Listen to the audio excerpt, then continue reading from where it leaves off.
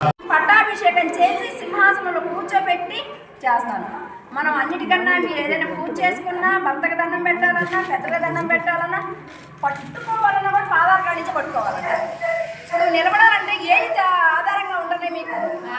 చేతుల మీకు నించుంటే ఆధారంగా ఉండేది ఏంటి? పాదం ఎంత ఉంటుంది? మీ తలకన్నా పెద్దగా ఉందా పాదం? మీ పొట్ట కన్నా పెద్దగా ఉందా పాదం? మీ భుజం కన్నా పెద్దగా ఉందా పాదం? పాదం ఎంత ఉంది? ఎంత ఉంది పాదం? ధ్యానం ఉంటుంది. ఎంత శరీరాన్ని ఆపుతుంది ఆ పాదం? ఒక మీరు 60 ఉంటారో 70 ఉంటారో, కొన్ని 100 ఉంటారో, అది 20 ఉంటారో. మీరు చేత్తో పట్టుకొని ఎంత బరువు మోయగలరు? కుడి చేత్తో కానీ ఎడ చేత్తో కానీ పట్టుకొని మీరు ఎంత బరువు మోయగలరు? ఎంతసేపు మోస్తారు? కానీ మీ శరీరాన్ని ఎంత మోస్తుంది ఆ పాదం? ఇప్పుడు దేనికి ప్రాముఖ్యత ఉంది?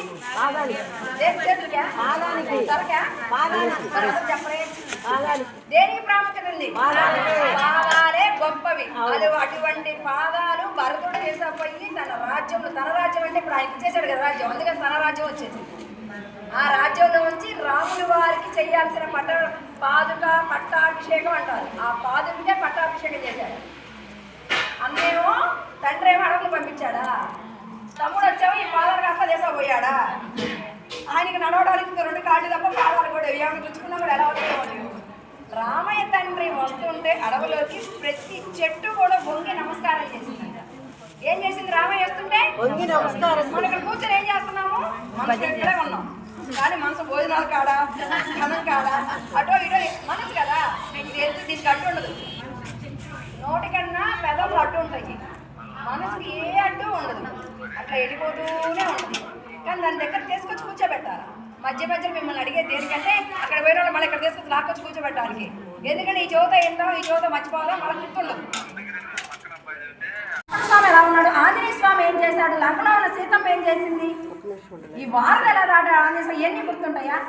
ఒక్క రామాయణాన్ని మీరు తలుచుకుంటే చాలు, సంవత్సరాలు అట్లా గడిచిపోతాయి. ఒక్క ఆంజనేయ స్వామి లంకను దాటింది. ఎంతమంది దాటారు లంకని? ఫస్ట్ దాటింది ఎవరు? తర్వాత దాటించింది ఎవరు? అందరినీ దాటించాడు. ఇది ఒక విచిత్రం ఏంటంటే, రామయ్య శిలల మీద శ్రీరామ అని రాసి వేస్తే మునిగిపోయినాయి అంట. కానీ నలుడు నీలుడని ఉన్నారు. వీళ్ళకి ఒక వరం ఉంది. వీళ్ళ వరం చేత నీళ్ళలో వేస్తే రాళ్ళు పైకి తేలినాయి అంట. ఏంటి మీరేస్తేనేమో తేలుతున్నాయి, నేనేస్తేనేమో మునిగిపోతున్నాయి అని రామయ్య అడిగాడు. రాముని కన్నా రామనామం చాలా గొప్పదట. ఇది అంటారే ఇంటి వైద్యం, పెరటి వైద్యం ఇంట్లో వాళ్ళకి పనికిరాదని. ఆయన నామం ఆయనకి, నా పేరు నేను పదే స్మరించుకుంటూ ఉంటే ఏం పెరిగిద్ది? అహంభావం పెరిగిద్ది, పొగరు పెరిగిద్ది, ఇదేంటి కోపం కాదు, ఈర్ష్య. వాళ్ళకన్నా నేను చాలా గొప్పదాన్ని అని ఈర్ష్య పెరిగింది.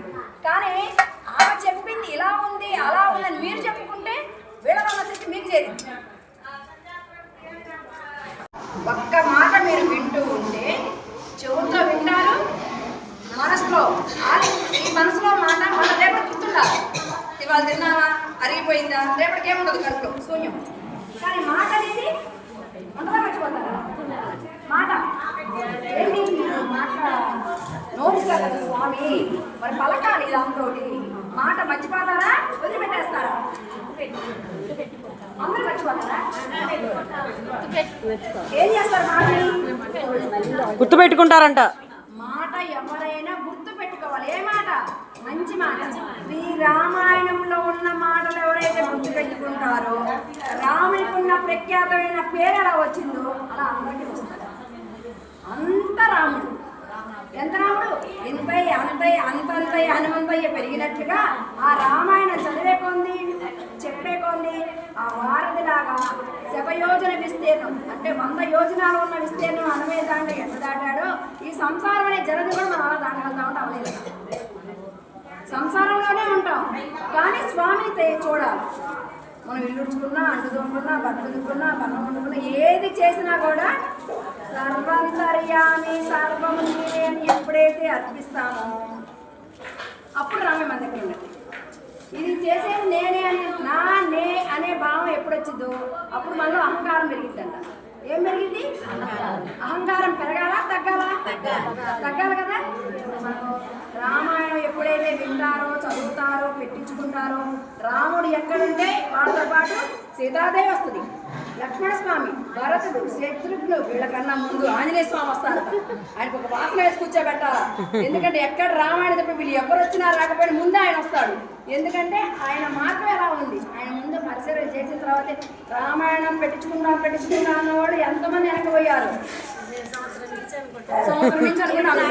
అంటే ఇప్పుడు హనుమయ్య ఆజ్ఞ అయింది. హనుమయ్య ఆజ్ఞ లేదే ఎక్కడ రామాయణం అనలేము, వినలేము, చెప్పలేము. ఈ నోరు కూడా రాదండి. ఏమైనా చెప్తుంటే నోరు కూడా రాదు. ఎందుకంటే ఆయన ఆజ్ఞ ఉంటేనే ఏదైనా వచ్చింది. ఆయన ఆజ్ఞ లేకపోతే ఏదీ రాదు. ఇప్పుడు మనకి ఆయన ఆజ్ఞ ఉండబట్టి ఇప్పుడు ఊళ్ళో ఎంతమంది ఉన్నారో నాకైతే తెలియదు. ఇక్కడికి వచ్చి వినేవాళ్ళే అదృష్టవంతులు. భోజనం చిక్కిన వాళ్ళకే కడుపు నిండింది, చిక్కిన వాళ్ళకి ఆకలిగా ఉంటుంది. రామయ్య ఆజ్ఞ, సీతమ్మ ఆజ్ఞ, లక్ష్మణస్వామి, భరతుడు, ఆంజనేయ స్వామి ఆజ్ఞ వాడిన వాళ్ళకే ధన్యులు అవుతారు. చచ్చిపోయిన వాళ్ళు ధన్యులు అవుతారండి. ఎందుకంటే మీరు ఎప్పుడైతే చచ్చిపోయి ప్రసాదం కూడా అందిస్తారో వాళ్ళు కూడా ధన్యులు అవుతారు. ధన్య అయ్యి వాళ్ళలో ఉన్న కలుషాలు కలిగి మరలా కూడా మనం రామ సేవ చేసుకుందామనే భావన కలిగింది. మీకు ఎప్పుడైనా వీలైతే అయోధ్య రాముని ఒకసారి దర్శించడానికి. బాలరాముడి అంత అందంగా ఉంటుంది. ఆయన మాల కిందకే వేస్తున్నాడు. అంత అందంగా ఉంటుంది. రామ ఎలా వచ్చేసేసి పడిపోతా అదే తులసిమాల కిందకేసాడు. రాత్రి ఒక సందర్భంలో కూడా వేశారు స్వామి. పువ్వు వేసాడు. రాత్రి పౌర్ణమి పెట్టుకున్నాం. మాఘశిర మాసం గురించి చెప్తున్నా. అక్కడ కూడా అంతే. ఆ స్వామి మాటలు చెప్తూ ఉంటే అలా మాటలు జారుతూ ఉన్నాయి. ఇక్కడ అంతే గుణాలు ఉన్నాయి. తామస గుణం అంటే ఏంటి?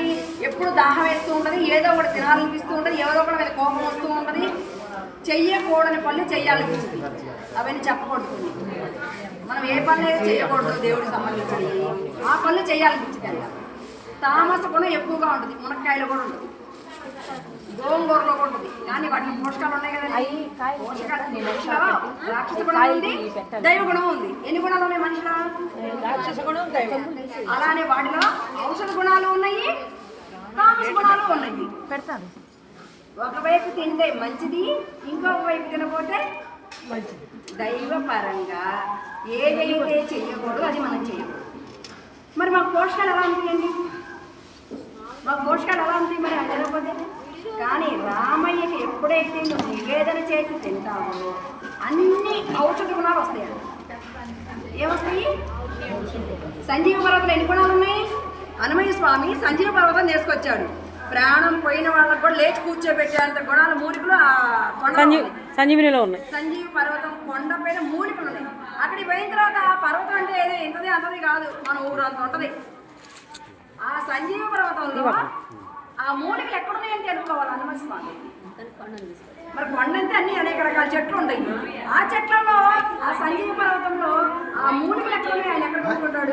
అందుకని కొండ ప్రళయం చేసేసాడు హనుమయ్య. ఆ కొండ పెళ్లి చేసుకుంటే వాళ్ళ దగ్గర వాడే పడతారు, వాడే ఎత్తుకుంటారు. నాకు చెప్పింది రాజవైద్యులు ఎత్తుకుంటారని చెప్పి కొండ నిలబోయాడు.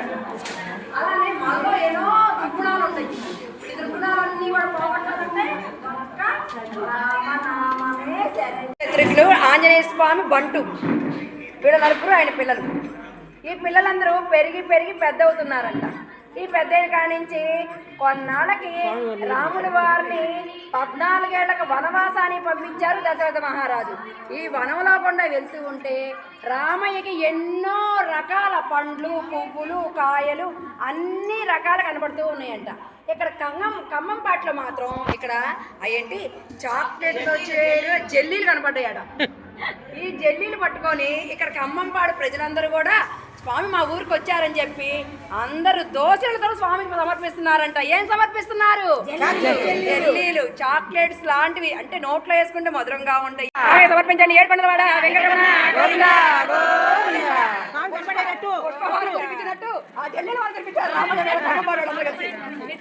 రామయ్య ఎక్కడ మునిగిపోయారు. రామయ్య వాటిలో చేయించుకున్న అయోధ్య రామయ్యకి